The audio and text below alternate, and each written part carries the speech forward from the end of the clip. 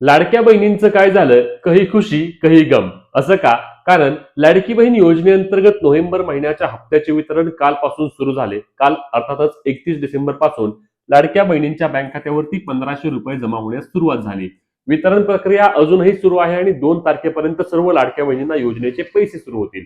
परंतु सर्वात महत्वाची बाब म्हणजे यामध्ये ई केवायसी झालेली आहे बंद, आणि हा लाडक्या बहिणींसाठी मोठा धक्का मानला जात आहे. असं मी का म्हणतोय, तर अनेक माध्यमांद्वारे सतत माहिती दिली जात होती की लाडकी बहीण योजनेची ई केवायसी 31 तारखेपर्यंत वाढली आहे. 31 जानेवारीपर्यंत ई केवायसी करता येणार. मी याबाबत वारंवार सांगत होतो की लाडकी बहीण योजनेच्या ई केवायसी मुदतवाढीबाबत अद्याप अधिकृत माहिती कुणीही दिली नाही. लाडक्या बहिणींनो, ई केवायसी करा, ई केवायसी करा, वारंवार सांगत होतो. परंतु तरी देखील जवळपास 40 ते 45 लाख अशा लाडक्या बहिणी आहेत की ज्यांनी त्यांची ई केवायसी केली नाही. मला 100% मान्य आहे की शेवटचे 2 दिवस वेबसाईट चालली नाही, ओटीपी येत नव्हते, ओटीपी आले तरी व्हेरिफिकेशन फेल होत होतं, आणि आता लाडक्या बहिणींची ई केवायसी डायरेक्ट बंद झाली आहे.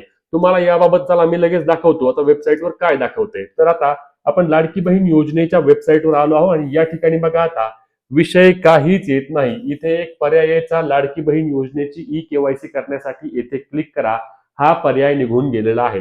मी पुन्हा एकदा वेबसाईट या ठिकाणी तुम्हाला रिफ्रेश करून दाखवतो, जेणेकरून तुम्हाला नक्कीच कळणार आहे की लाडकी बहीण योजनेची ई केवायसी आता बंद झालेली आहे. वेबसाईट रिफ्रेश झाली आहे आणि यामध्ये बघा, कोणत्याही प्रकारे ई केवायसीची काहीच माहिती आता इथे येत नाही. याचाच अर्थ लाडकी बहीण योजनेची ई केवायसी आता सरकारच्या द्वारे बंद करण्यात आलेली आहे. आता ज्या महिलांची ई केवायसी करण्याची बाकी राहिली त्या महिलांना मोठा धक्का आहे, त्यांचे पैसे बंद झाले आहेत. म्हणजेच सर्व अटी सर्व निकष सर्वात पात्र जरी असाल तरी देखील आता तुम्हाला योजनेचे पुढचे पैसे येणार नाहीत. नोव्हेंबर महिन्याचे 1500 रुपये तुमच्या बँक खात्यावरती जमा होतील, परंतु त्यानंतर पुढील जे काही हप्ते येणार आहेत त्या हप्त्यांबाबत तुम्हाला आता पैसे मिळणार नाहीत. कोण कोण पात्र होणार आहे, चला लगेच याबाबतची देखील माहिती घेऊया. सर्वात पहिला विषय, ज्यांनी ई केवायसी केली नाही त्या डायरेक्ट यातून आता अपात्र झाले आहेत. म्हणजे विषयच नाही काय. जर तुम्ही लाडकी बहीण योजनेची तुमची ई केवायसी केली नाही, तुमचे योजनेचे पुढचे पैसे येणारच नाहीत. काही जरी झालं तरी येणार नाहीत. ई केवायसी साठी मुदत वाढ जर सरकारने येत्या 2-3 दिवसांमध्ये जर निर्णय घेतला तरच तुम्हाला त्या ठिकाणी काही प्रमाणामध्ये दिलासा मिळू शकतो, परंतु त्याची शक्यता खूप कमी आहे. लाडक्या बहिणींनो, तुम्ही ई केवायसी करण्यासाठी चुकला, आता तुम्हाला योजनेचे पैसे मिळू शकत नाहीत. यामध्ये ज्या लाडक्या बहिणींना पती आणि वडील नव्हते आणि त्यांनी आपली ई केवायसी वेबसाईटवर केली होती, परंतु त्यांनी अंगणवाडीकडे आपली कागदपत्र दिली नाहीत, या देखील लाडक्या बहिणी आता अपात्र होणार आहेत. अंगणवाडी सेविकांकडे तुमची कागदपत्र देणे 31 तारखेच्या आधी तुम्हाला बंधनकारक करण्यात आलेले होते. दुसरा महत्त्वाचा मुद्दा अनेक लाडक्या बहिणींचा, की आम्ही आधी ई केवायसी केली होती वेबसाईट अपडेट व्हायच्या आधी, GR यायच्या आधी, मग आता आम्हाला डबल आम्ही ई केवायसी केलं नाही, आमचे देखील पैसे बंद होणार का? तर तसं अजिबात होणार नाही. तुम्ही आधी ई केवायसी केली असेल, योग्य पद्धतीने केली असेल, 2 प्रश्नांची उत्तरे व्यवस्थित दिली असतील, तुमचा जात प्रवर्ग निवडला असेल, तर तुमच्या योजनेचे पैसे चालू राहतील, तुम्हाला यामध्ये अडचण येणार नाही. पैसे बंद कोणाचे होणार आहेत, की ज्यांनी कधीच ई केवायसी केली नाही, ई केवायसीच्या वेबसाईटवर गेलेच नाहीत, त्यांचे मात्र पैसे आता बंद होतील.